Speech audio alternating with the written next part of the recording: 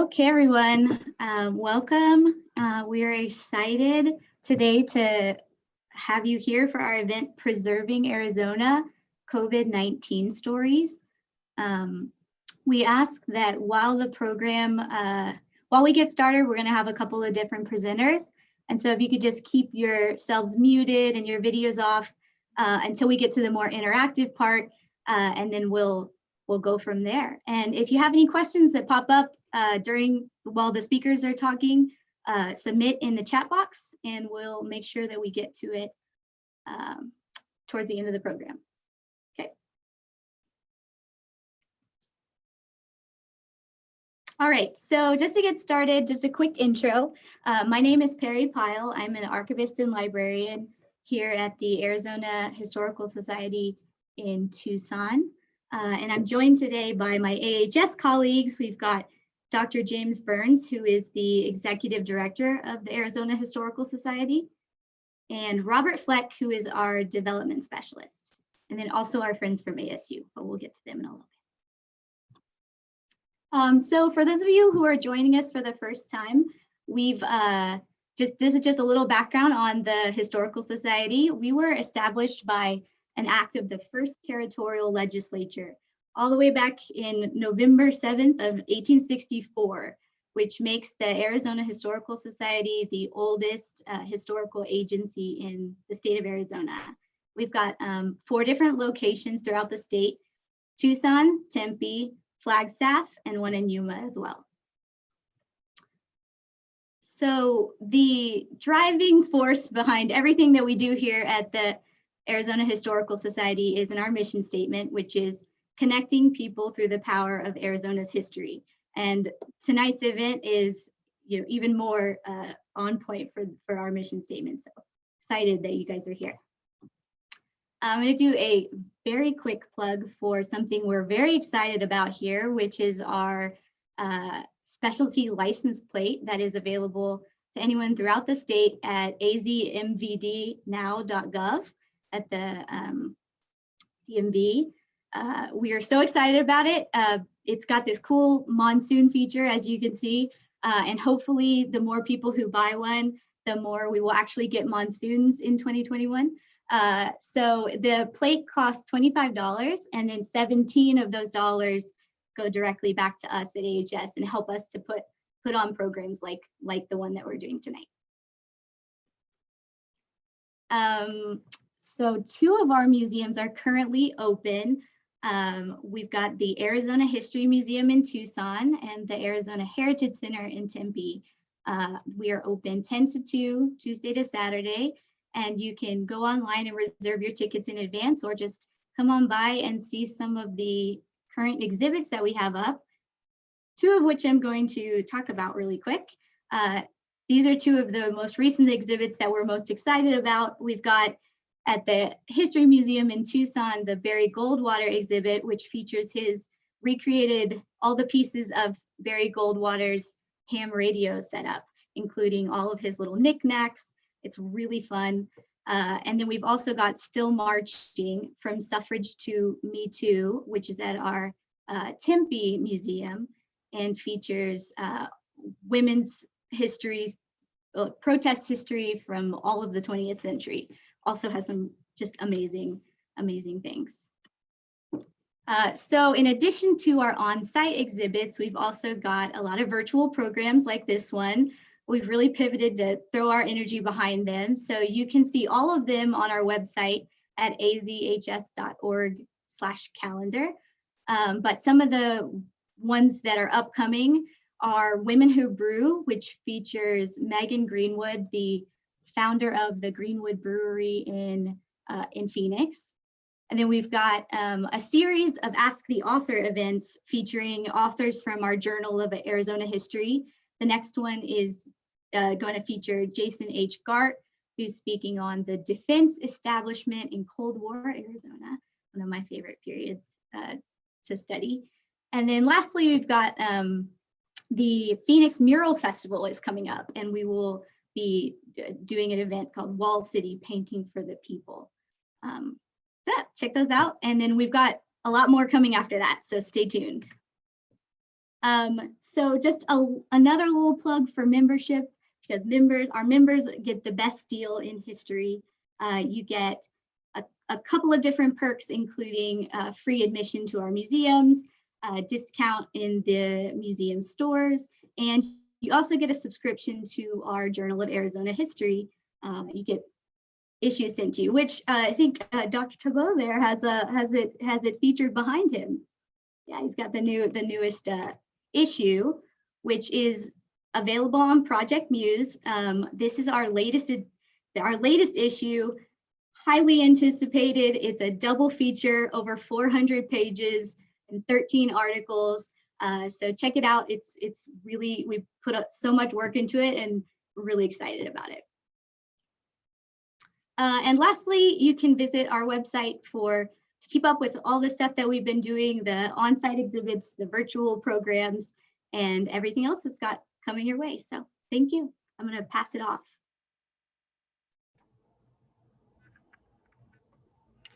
Thank you, Perry.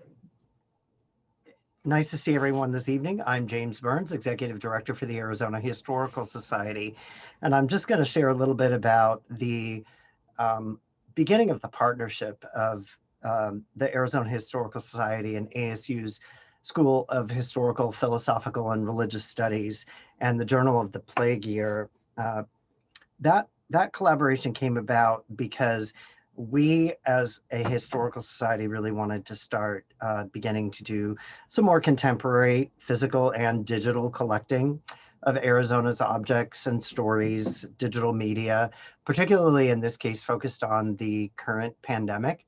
The Historical Society does interpret Arizona history up to the present day, but we admittedly have not done a stellar job of collecting actively since about 1970 onward. And we have good contacts in terms of reaching out to do collecting of physical objects, but not so much digital.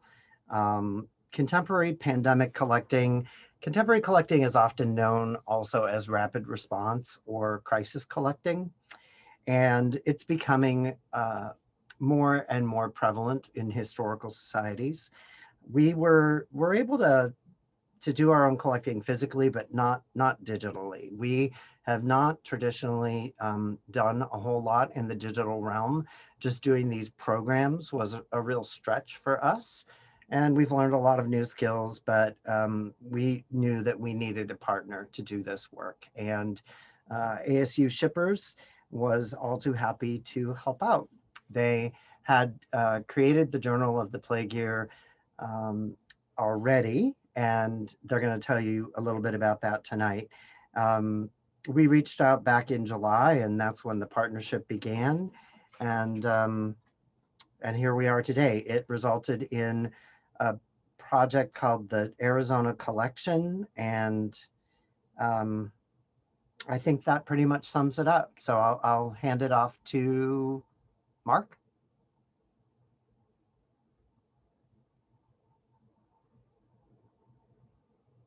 Thank you, James. So tonight I'm actually, I've got my screen shared, and now I'm going to present. And so tonight we're going to talk in some depth about the Arizona Collection and how Arizona State and the Arizona Historical Society will work together with funding from the Arizona Humanities Council to build a collection of material related to COVID-19. That collection will become part of the Journal of the Plague Year, as well as the Arizona Historical Society's permanent collections. So tonight, and I'm going to just launch right in. It's so delightful to be here with Dr. Burns and Perry and Robert. Thank you for all of your efforts. My colleague Erin Kraft and I, Erin was, I'll say more about as I introduce her and the work she's done for the archive. So I'm going to tell you about the Journal of the Plague Year first, and then tell you something about what we've learned, what we're collecting, and then we'll talk, James, Aaron, and I, about collecting together Arizona pandemic stories, building this collection, We'll brainstorm with you, with all of you. We'll show you how to share a story. Then we'll have some short breakouts where we talk in a little more depth. So that's the plan for this evening. And so the first thing I want to do is say something about this Arizona Humanities Council funded effort, which is an effort to build an Arizona collection within the Journal of the Plague Year, as I said a moment ago, and the Arizona Historical Society. So it's the kind of originating foundation of this was the fact that we built what's James had mentioned is called a rapid response archive, called a Journal of the Plague Year, an archive of COVID-19. We did so on March 13th of last year. We call it JOTP, and JOTP follows in the footsteps of other rapid response digital archives that really began at the turn of the 21st century, documenting events like 9/11, Hurricane Katrina, and the Boston Marathon bombing. A rapid response archive is essentially what we fondly call crowdsourcing history. And by that, we mean we ask people, ordinary people like you and I, to share your stories about your lived experience of an event, or in this case, with the pandemic, really what's become an era almost.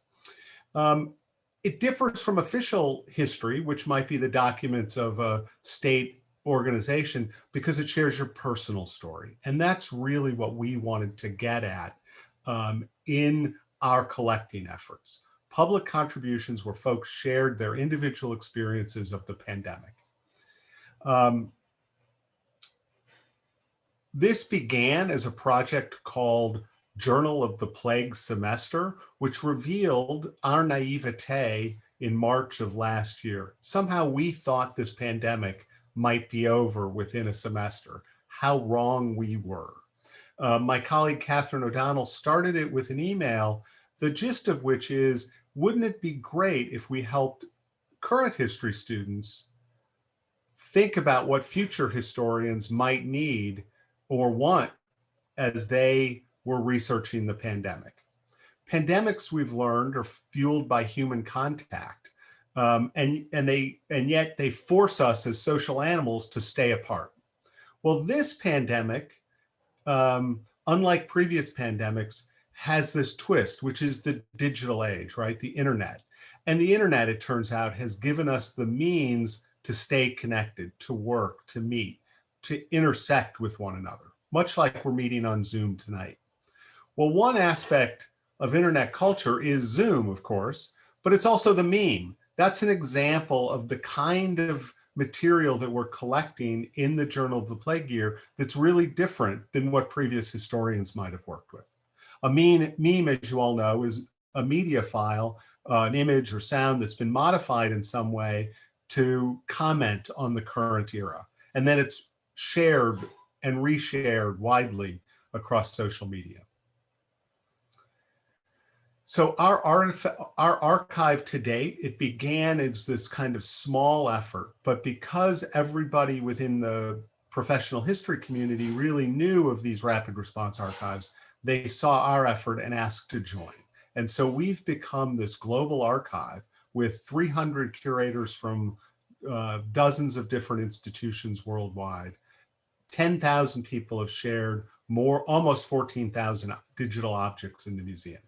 And the website, actually, it's not quite a year old, has drawn 150,000 visitors. So there's a lot of interest in sharing and collecting these stories.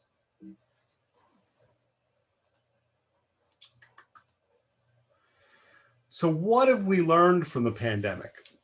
Part of the point of our program, of our work over the next year, will be a series of programs where we'll talk about materials that we've brought in that reveal Arizona stories. We'll go into that in more depth. We'll move these conversations, we hope, physically around the state. We'll reach out to various communities around the state to help us collect. So this is just the first iteration of the project and our programming. But I wanted to tell you a few things that we've learned over the past year and some kind of key ideas.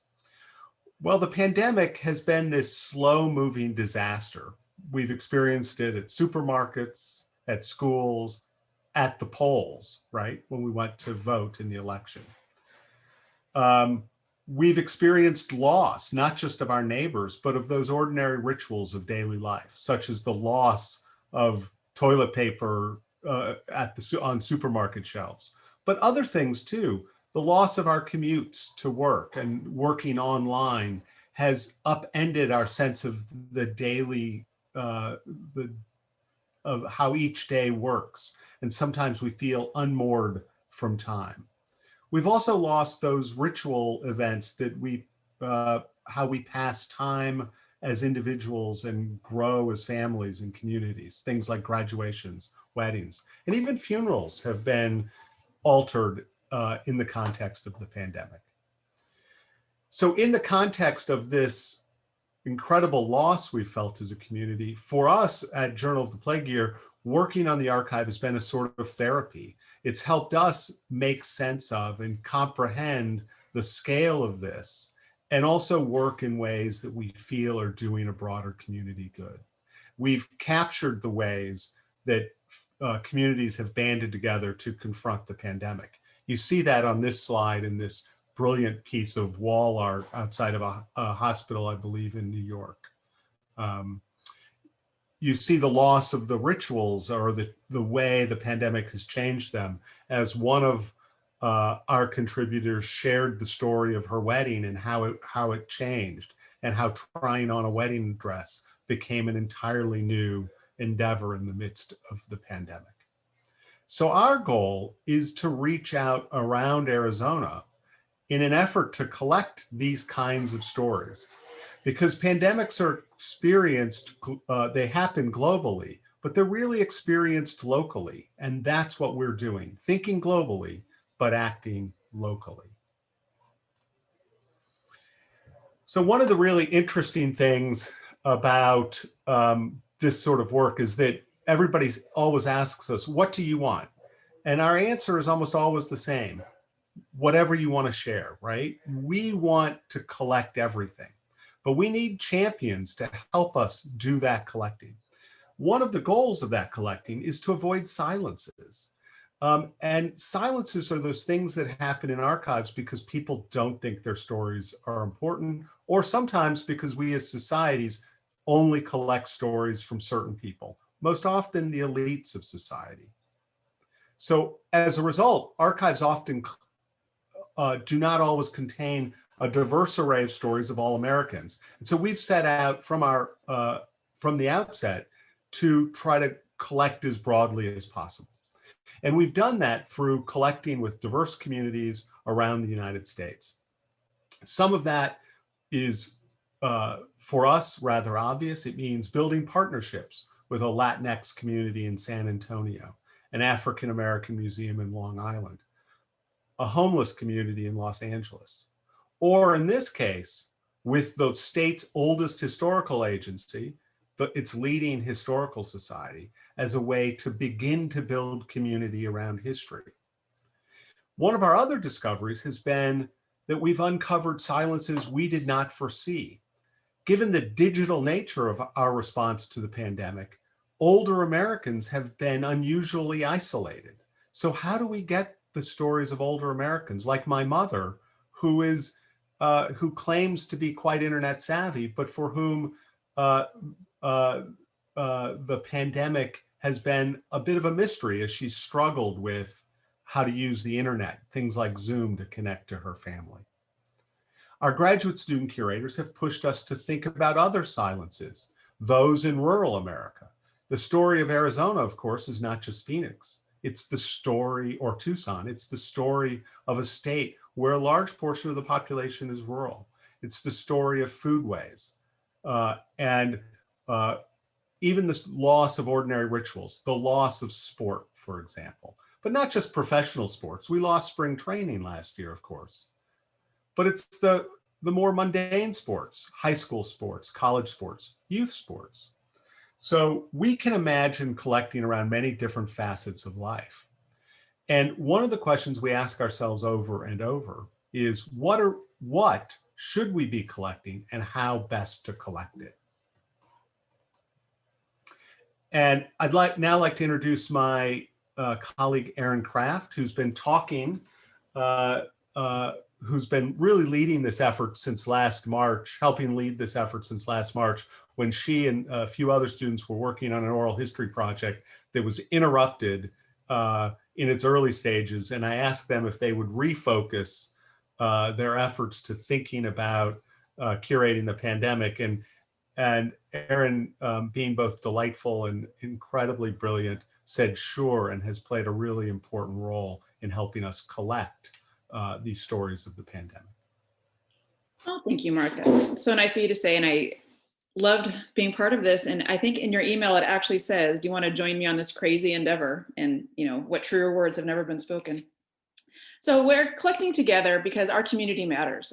We're the Arizona Historical Society. We want to hear how Arizonans across the state have reacted to, been influenced by, and have experienced this pandemic. So it is global, but we experience it locally, and a lot of times in isolation. So this archive allows us to show how our communities have stayed connected, how our communities have handled the events that have been thrown at them. How have we managed to connect with the communities that we are physically separated from, or have we joined new communities? All of these things have happened because of the pandemic. This will tell future historians what our community was like, and our community can be as small as our family, it can be broader, our workplace, it can be students, it can be your local physical community. Were you able to support a small restaurant locally by getting takeout? Did your community come together to support someone that was experiencing some pain or tragedy? There's so many ways that community matters and that we're not alone. So we want to hear about it. How were you able to maintain these communities? How was the Arizona community, the Tempe community, the Tucson community, your local community able to stay connected? So we are going to collect around Arizona stories and create an Arizona collection.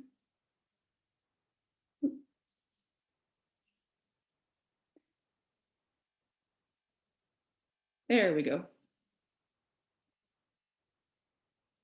We want your story. The pandemic is yours. It is ours. We're going to be a part of history.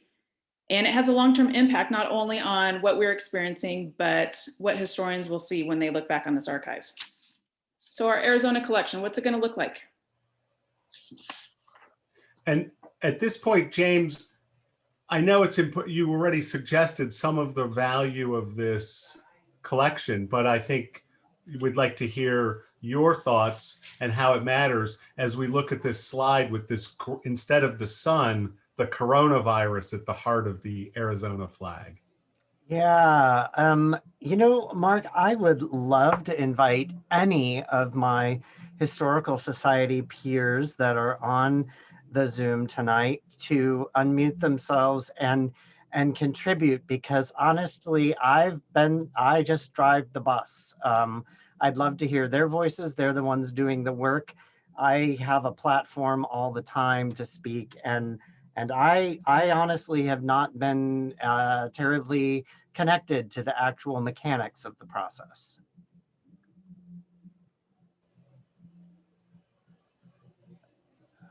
So the pressure is on.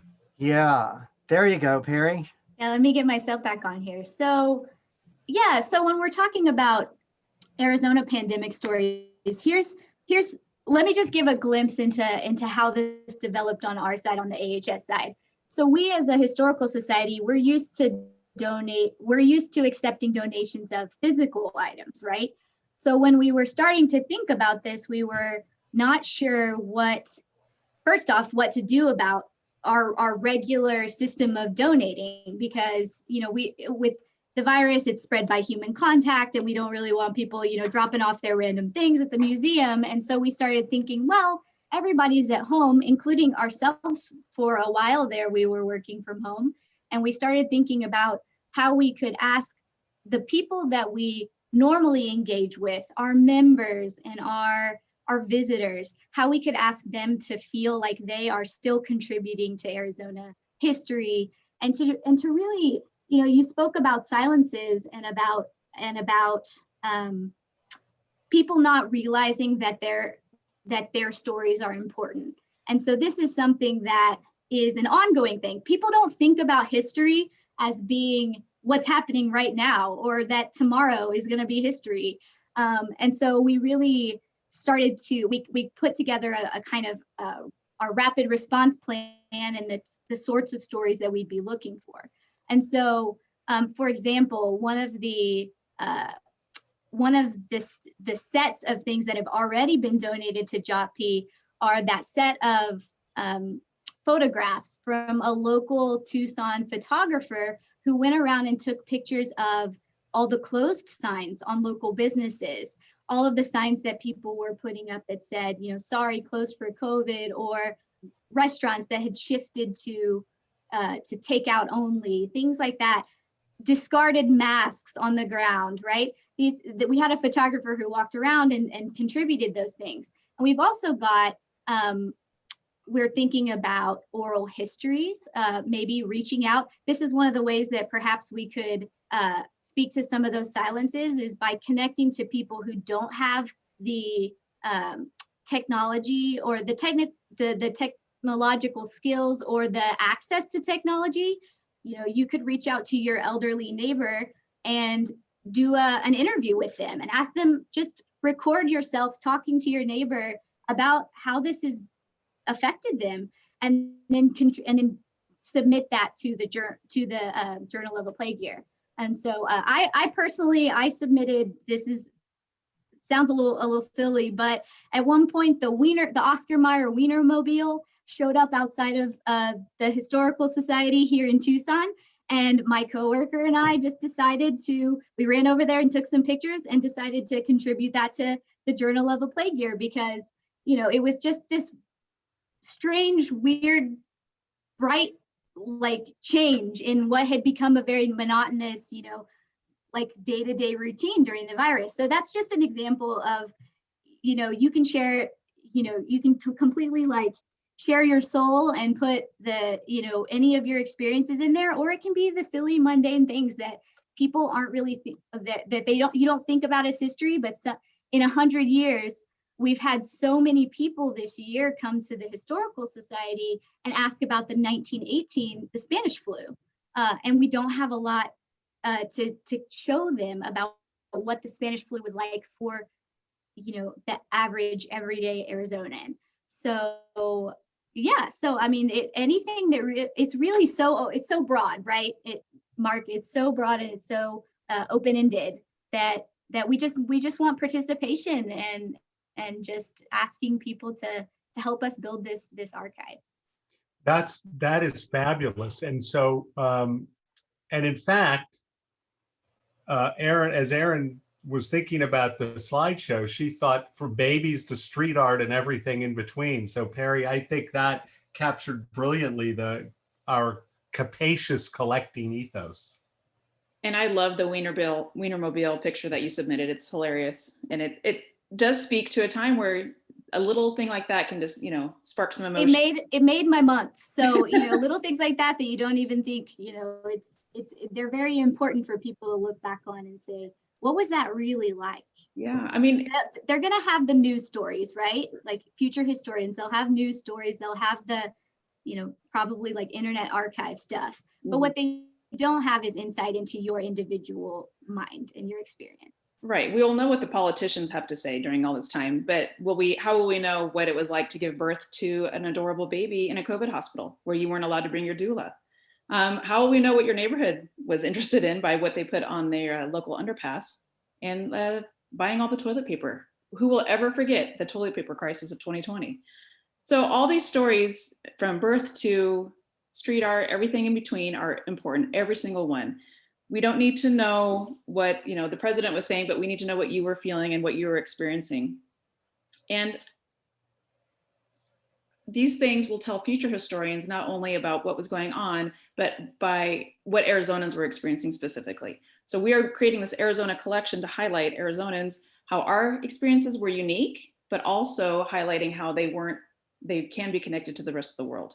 It's isolating when you're by yourself, not understanding what's going on, and you can go on to something like this archive and see that other people are having very similar experiences in all parts of the world. Whoops, I did it again. I went to the actual archive. Which is adorable, by the way. So real quick, we want to brainstorm about what would be some good ideas to share. What kind of things would you like to share? If you have an idea, you can put it in the chat, and then we're going to break out into smaller rooms in just a minute, and we can kind of talk about them, and everyone will have a chance to give us some ideas. But if you can think of something that would be interesting, throw it in the chat. You know, one example here, this is my daughter on the left. She is a cheerleader, and her cheer season got cut tragically short last year. But they were finally allowed to cheer at a football game in the fall, and they had to wear masks, and it was totally different, but it was a small sense of normalcy. Or we have this item right here that was chalk art. A mother and daughter would walk around the neighborhood, and then they drew what they saw in beautiful chalk. And then, of course, no one is enjoying the pandemic more than our beloved pets. Our dogs are in heaven because we're home all the time. So just that experience of spending time with your pet, playing fetch in the backyard, all of these are important aspects to what we're dealing with, and tell a really interesting story. So in just a minute, we are going to break out. First, I'm going to show you how we share stories over the next, say, 90 seconds. But we'd love for you to just fill the chat with your ideas for the things that we should collect, or that you would like to see in the archive, if you had things you would like to collect personally. So sharing the story here is super easy. And so I'm going to walk you through it. I have been fortunate enough, because I teach at ASU, to be vaccinated. So I'm going to tell you the story I shared about getting the vaccine. And this speaks to that unique experience we all have. It's going to show you at the very end how an individual story of a vaccine gains power in the context of this kind of archive. What you're going to see is me sharing some photographs and some text material. I'll use, when I share, the hashtag Arizona History. That makes it so we here in the Arizona Historical Society, ASU, and Journal of the Plague Year know where to put your material, so we can highlight that it's part of the Arizona collection. And finally, I think perhaps the most important takeaway from tonight is that your story matters. Perry said it beautifully. Aaron has said it so well, is that it's the story, it is our story. The pandemic is our story. It's not somebody else's story. It is our story to write and to share. And that only happens if we give ourselves permission to be important historically. So all roads in the archive, if you go and find us on the internet at COVID-19archive.org, COVID-19archive.org, it always opens to this page that says, share your story, because that's the most important thing we're doing presently. So you'll get a view that looks something like this.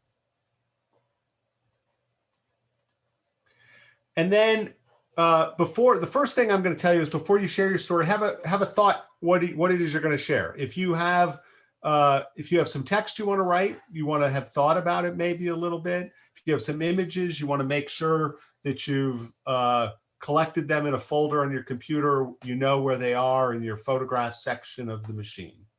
You can share on a phone, you can share on a computer, makes no difference. You can share screenshots of news articles, you can share links, you can share just about anything. But the first step is preparing, know what it is you want to share. And then you're going to just get a series of prompts here. Give that post a title. Oh, this one is getting vaccines at State Farm Stadium. Choose your files and upload them, just like you would to social media. What is this thing that you're uploading? I said it was a photograph. That's what I wrote.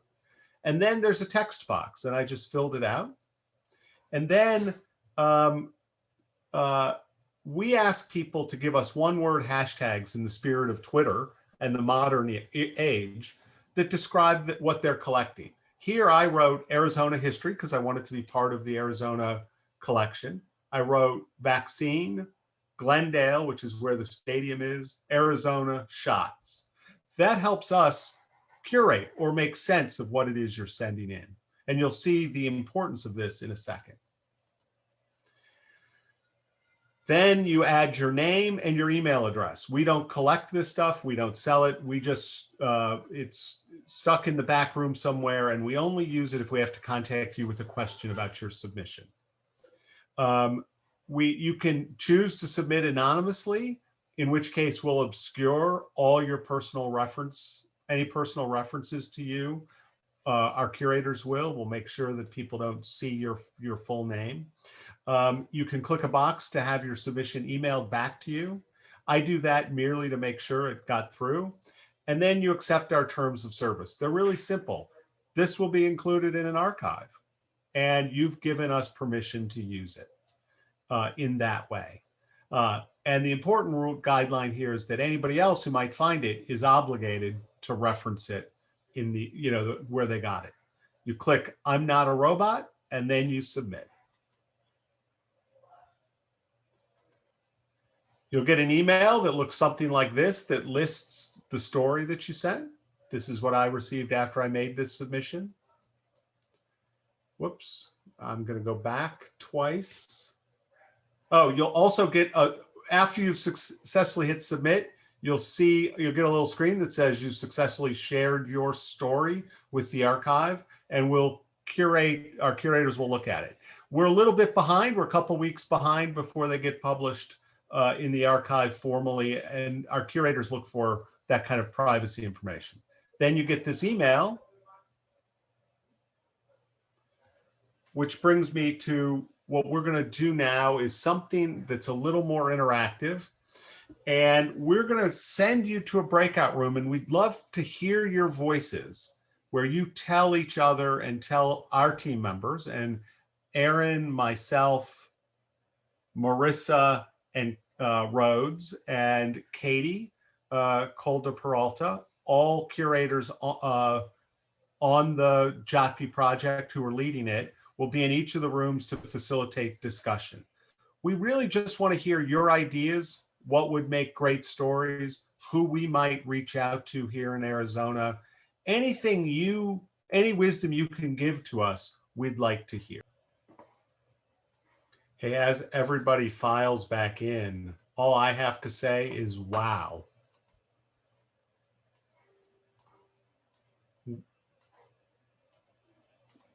We were hearing some great stories in our breakout. So Marissa and Katie, in a minute or two each, could you say something maybe about the stories that, the kinds of stories or wisdom you want to share just based on the breakouts? Yeah, I can jump in. So I heard three really distinct but interesting perspectives. And I think what makes those perspectives interesting is that they're all personal takes on the pandemic, and they're all very different. So Andrea talked about walking tours with kind of historical based information that she set up in Tucson. Robert is talking about just his experience helping to set up the archive and working with, because he represents the AHS, what that's been like for him. And then Bruce is a filmmaker who lives in Mesa, not too far away from Tempe. And he's interested in kind of using an opportunity to take a documentary look at different aspects of the pandemic. So there's a lot of really exciting directions to go in that we had to cut short. Marissa, please. Sure. So Chris Bradley and I were with Dr. Tovar in the breakout room too. And she had a lot of really interesting things that came to mind for her throughout the presentation, and mostly having to do with the way that students have adapted to this new environment, and younger folks, the way that younger folks have adapted to this new environment. She showed an example of a zine, like an art and poetry zine that she and grad students put together. And it's interesting because they collaborated virtually and even wrote some of the poetry in an online collaborative sort of mode. And others, made drawings or art that was based on the poetry of others and things like that. So they had this sort of online digital space where they put together this zine. And then the zine itself is actually a physical object. that has been printed and published, which is sort of interesting because it's kind of like digital publishing in reverse, right? Where all of the work is happening digitally, and then the final product is like a hard copy, which I thought was really interesting. And Perry, you wanted to say something about our group? Yeah, so we had some interesting ones too. Valerie, for example, is working with students on the Hopi Reservation at the school that she works at. She's a librarian, and has been working with the students to collect, some interviews and just other items that are related to their experience. Their very, unique experience of having schools closed down completely, and not being able to like take the bus in and do social activities, and just being disconnected from all of that. And then we also talked, we've got someone from the Gila Bend Historical Society who's talking about reaching out to their members, and just we kind of brainstormed some ways to really spread the word about JOTP and get all of the communities that we already are in contact with to help contribute. And Matt Really mentioned sharing video Yeah. diaries with that he's been creating for future folks who might be confronting a pandemic 100 years from now. And we pointed out we take any kinds of material, and this is the kind of personal narratives that we really care about. Erin. Well, in our breakout group, we actually got into a really interesting conversation about metadata and how future researchers will use that information. So Mark, I hope you're going to show the screen in just a second what the end product looks like. And then Linda is a member of the Catalina Foothills Historical Society. So she's going to reach out to those members and collect those stories. And even more importantly, I think, is a mental health professional. We decided that that's an area that is completely underrepresented. People are shy about telling their own personal stories, but the professionals, not only can they kind of share what they see, but they themselves are experiencing huge amounts of workload and trauma and all these things helping people through this process. So that's a really important silence that I think it needs to be addressed. So a fascinating conversation. We could have kept going. Yeah, and I mean, the depth and breadth is phenomenal. So I'm going to quickly kind of bring it back together around what happens to the story once it comes to us in a minute or so. And then we'll do some concluding activities and maybe take questions if there is just a bit of time. So once it comes to us, it comes into a content management system called Omeka, which is what we use, and a curator will go through and mark it up. And here is kind of what it looks like on the back end. And then it becomes a published story. In fact, we click this, when we edit it, we click a little eyeball up here to make it public. And it becomes a published story. And here are the photos I shared of my first vaccine experience on January 15th. And the text. And then you see some of those tags that I created that are curated. And what happens is two things. I'm going to show two examples. I was curious if other people had shared vaccine stories. So I'm going to right click just on this tag that was assigned by a curator. And I happen to be the curator just because it gives me lots of control. And here we've already received 137 stories about vaccines, from those about prisoners getting vaccinated to a series of personal vaccine narratives, right? Well, that is pretty extraordinary. And also included here are people wishing for the vaccine.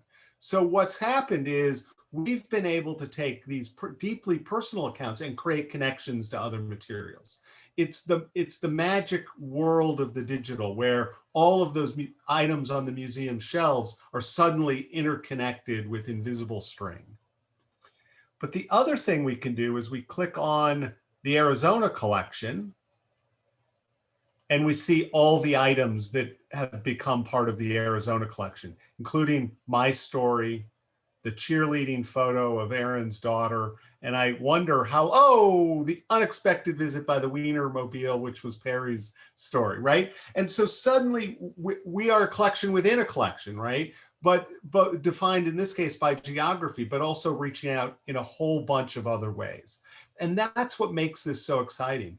But, and I guess this is where I feel it's important to end, is that we need champions, and you are our champions. And so we're going to reach out after this meeting, probably in the next couple of weeks, and talk to you and make sure we can help you activate your networks to share stories. So we are funded by the Arizona Humanities Council. It's always great to give them a plug. I was going to tell you about one of our ongoing contests, but if you go to our social media pages, you will see, whoops, I gotta go. You will see our name is at COVID-19 Archive 1. That's on Facebook, Instagram, and Twitter. You can find us. And right now we're about to reach a year of our life, and we're doing some $50 gift cards for students and for anybody actually who gives us material. They can register to be, I'm going to say this horribly, Marissa. If they make a contribution via social media, they are entered into a drawing and can win a $50 gift card. But I'm not going to tell you about that. I'd rather take your questions and just impress upon you the importance of you being our champions.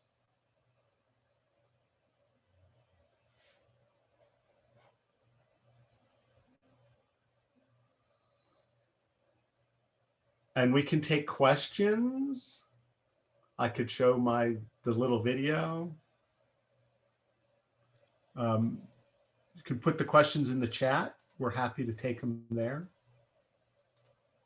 Hi, Mark. I have a question. So it was really great to meet with Marissa and Christopher in that breakout room. So yeah, there's a little part of what I was working on as I was explaining, and there were just a few graduate students. Most of the 40 folks that were involved were actually all over the world. So it was more of a global, and then also some local folks.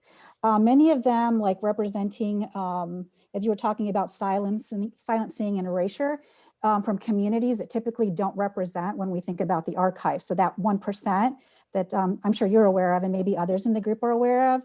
That's part of that work. But the other piece is that I think I saw Dora Vasquez in our group also. She's the president of the Arizona Capitol Museum Guild. And I hope this is okay, Dora. I'm actually the Guild volunteer historian.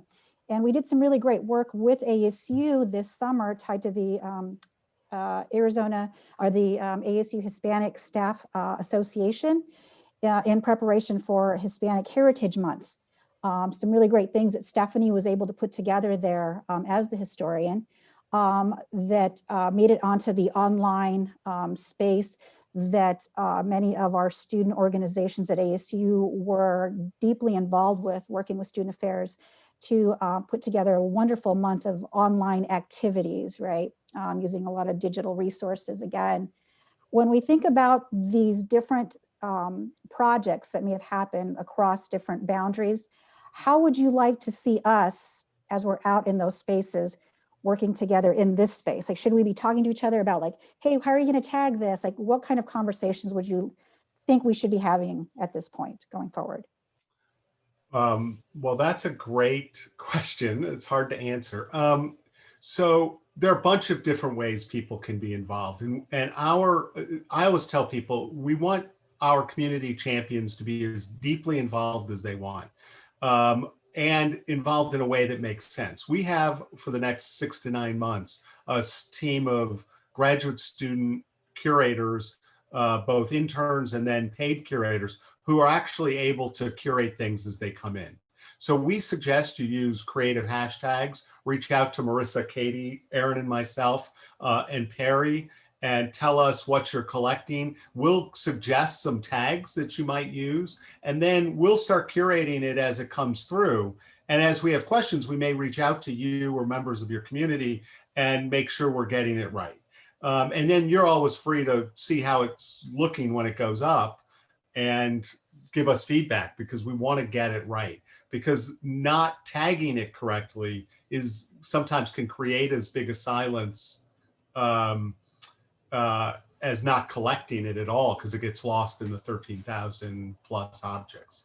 So that's, I mean, basically just let us know how we can help you collect.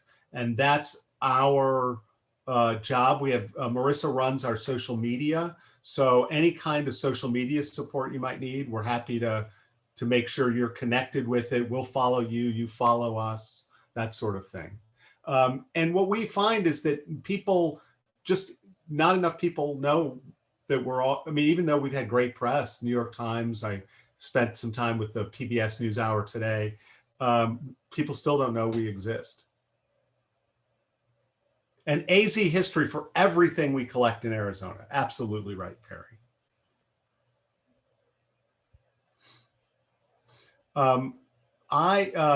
You can reach out to us at, what is the, Aaron, could you put our email in the chat?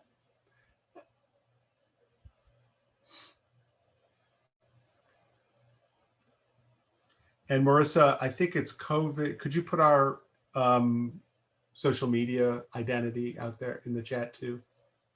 Yeah, I don't want to. yeah, It doesn't I don't have want a dash. What?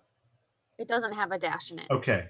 I think Oh, you- Marissa already put it. COVID-19 Archive 1. It's already there. and that's other- for Twitter, Facebook, and Instagram.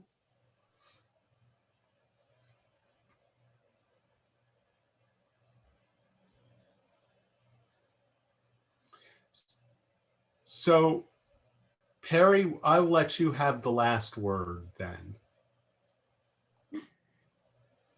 Okay, here we go. All right, I'm gonna put my email in the chat too, just in case anybody needs it. As I said, I'm an archivist and librarian here at the Arizona Historical Society, and I'm part of the JOTP COVID-19 collecting committee that we've put together here that's also got Robert in it. So yeah, feel free to reach out to any of us for any questions, and we'll be sure to follow up and share some of those flyers and resources that you can share with your communities. And you know, as we said, any questions you have, just reach out to us and we'd be happy to help. Thank you all for attending. And yeah, we hope to hear from you soon.